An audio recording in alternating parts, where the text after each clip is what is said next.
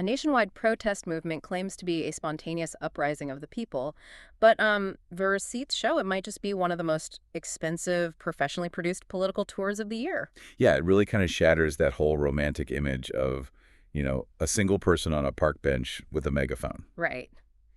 So, welcome to today's deep dive. Today, we are exploring the No Kings protests that swept the nation back in March of 2026. And we're pulling from a few different places for this. We've got a major Fox News investigation, some local news and radio reports, and a Snopes fact check to kind of balance it all out. Exactly. Our mission here is to basically peel back the curtain on the modern protest industry.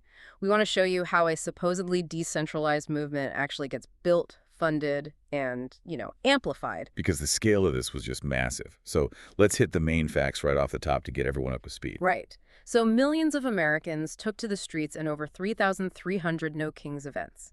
They were marching to oppose the Trump administration's policies, specifically on immigration and the war with Iran. And organizers publicly called it this leaderless grassroots movement, just a totally organic wave of frustration. But a massive Fox News investigation claims that a network of 500 groups is actually pulling the strings. And get this, they have a combined revenue of $3 billion. $3 billion. It's just wild. And meanwhile, you had these heavily produced, peaceful daytime marches in cities like St. Paul, but at night, the vibe shifted completely. Yeah, we're talking masked agitators fighting federal agents outside ICE facilities in Portland and literally throwing concrete blocks at police in Los Angeles. Exactly. It's a huge contrast. So let's actually start with St. Paul, Minnesota, because they basically treated that as the flagship rally for the entire movement. They really did. And looking at the logistics of that single event, it is staggering. I mean, my jaw dropped when I read the numbers. Organizers paid 9 different vendors an estimated $250,000 just for the production infrastructure. Yeah, $250,000 before a single person even marches. Wait, they call this grassroots? I mean, throwing a party with 30 semi-trucks rolling in sounds less like a spontaneous neighborhood block party and more like producing the headline stage at Coachella. It basically was Coachella. They brought in a massive mobile stage. And because of the high-profile nature of the event, that stage was actually fitted with ballistic, bullet-resistant glass. Oh, wow. I guess because of the celebrities they brought in. Exactly. You had Bruce Springsteen, Jane Fonda, Senator Bernie Sanders. So security was incredibly tight. Plus, they laid down a literal mile of heavy-duty cable just to power everything. A whole mile of cable. Yeah, a mile. You don't just plug a massive concert stage into a wall outlet. They needed industrial-grade generators. Right. And I read they had like 100 speakers set up, too, just to reach the crowd. Yes, 100 speakers, plus 8 jumbo video screens so people blocks away could see. And the architect behind all this wasn't just some local college student with a clipboard, right? Not at all. The sources point to Roger Fisk. He's a former Obama and Biden strategist. He actually billed himself as the senior advisor for the event. And he was pretty open about his role, wasn't he? Very open. Afterward, he went online and celebrated what he called the art and science of the production. He was bragging about managing satellite trucks and complex threat analysis. Which just highlights how these things are professionally managed events. But if that St. Paul stage alone costs $250,000, the obvious question is, who is writing the checks? Right. Who is bankrolling a leaderless movement? And that is exactly what the Fox News investigation dug into. So they looked at that coalition of 500 organizations. Yes. First, you have the mainstream players. The group that actually footed that $250,000 bill in St. Paul is a prominent Democratic nonprofit called Indivisible. And they worked alongside other big names like the ACLU and Move On. But Fox News pushed past those mainstream names. They did. They focused heavily on some highly controversial figures operating in the background.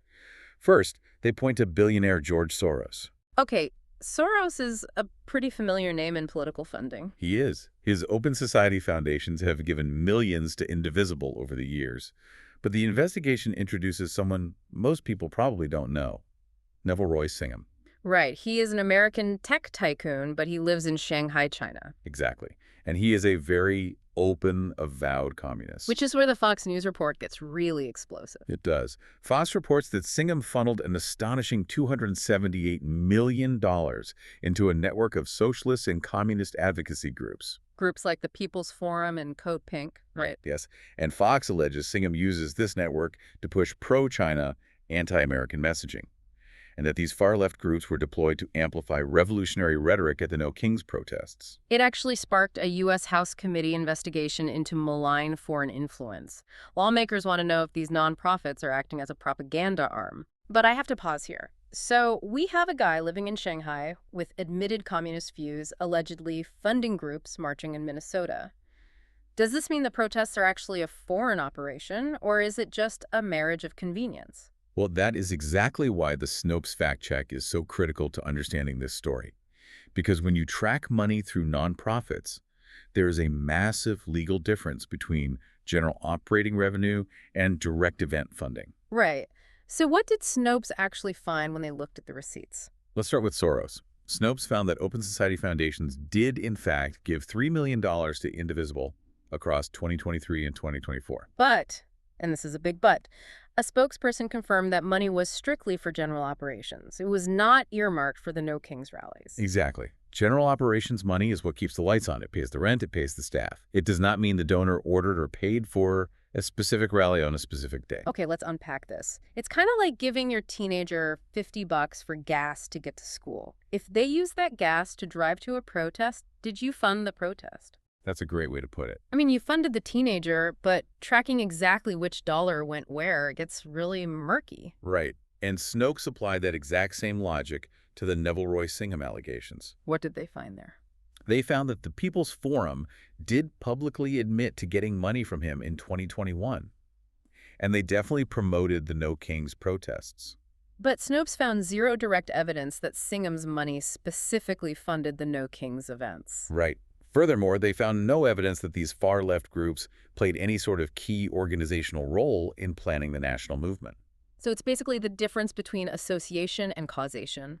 And we have to remember, millions of regular people marched who have absolutely no ties to these billionaires. Exactly. Teachers, nurses, retail workers. Yeah. They showed up because they had genuine grievances with the administration's policies. They weren't deployed by some financial network. Right. The infrastructure just gave them a place to gather.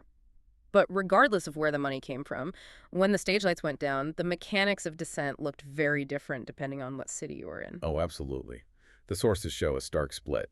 In St. Paul, you had this heavily permitted, peaceful event with professional security. But as daylight faded on the West Coast, things got incredibly violent. Very fast. In Portland, after the daytime marches ended, masked agitators moved on a U.S. Immigration and Customs Enforcement facility. Yeah, the reports detail how they physically tackled federal officers to the ground outside the building. They did. They vandalized the security gates. 3 people were arrested that night for criminal mischief and trespassing. And local police said that adds to 89 protest-related ICE arrests since June. So this wasn't just an isolated scuffle. No, it's part of an ongoing, highly organized friction, and Los Angeles saw even larger scale chaos. Right. The Department of Homeland Security reported that 1,000 rioters surrounded the Roybal Federal Building downtown. They weren't just marching either. They were actively throwing rocks, glass bottles, and heavy concrete blocks at the officers stationed outside. Law enforcement officers were actually physically injured by the concrete. It got so bad that the Los Angeles Police Department declared a citywide tactical alert. Federal authorities ultimately had to deploy tear gas just to disperse the crowd. Which is just jarring. How do organizers square this? On one hand, you have a polished $250,000 stage with Bruce Springsteen singing about democracy. Yeah. And on the other hand, you have 1,000 people throwing concrete blocks at federal agents. Can a movement really control its own extremes, or does the anger just boil over? Well, it's tough because even back in the controlled environment of St. Paul, the rhetoric was intense. Fox News noted groups handing out revolutionary communist newspapers right in the crowd. And the politicians on stage loaned right into it. Governor Tim Walz literally looked at the crowd and said, "You're damn right we've been radicalized." Yeah. He claimed they were radicalized by compassion, but claiming the word radicalized on a massive public stage is a huge choice. It really is. It demonstrates how these permitted events act as a megaphone. You build a $250,000 stage to draw 80,000 people, and you forfeit the ability to control every individual who shows up. Exactly. The same messaging that motivates a family to gather at noon can motivate a masked agitator to throw a rock at midnight. The stage creates a focal point, but it doesn't act as a leash. So why does understanding all this matter to you, the listener? Because when you see a massive crowd on the news or trending on TikTok, it is crucial to look past the cardboard signs. Right. You have to understand the massive, heavily funded logistical machinery required to generate those images. And the very real, sometimes violent friction that comes with them. Which brings us to a final provocative thought. Let's go back to Roger Fisk, a political strategist who ran the St. Paul event. When he was celebrating the success of the rally online, he wrote, "Earned media is my main metric." Earned media is my main metric. He was thrilled they generated hundreds of millions of media impressions. Think about the implications of that. Right. If the true goal of a modern protest isn't to spark a spontaneous dialogue among citizens, but simply to generate hundreds of millions of media impressions, we have to ask ourselves a really tough question. Are we watching grassroots democracy in action, or just the world's most aggressive marketing campaign? The next time you see a supposedly spontaneous uprising trending on your feed, just remember the 30 semi-trucks that rolled into town the day before. The stage is set long before the cameras ever start rolling. Thanks for taking this deep dive with us.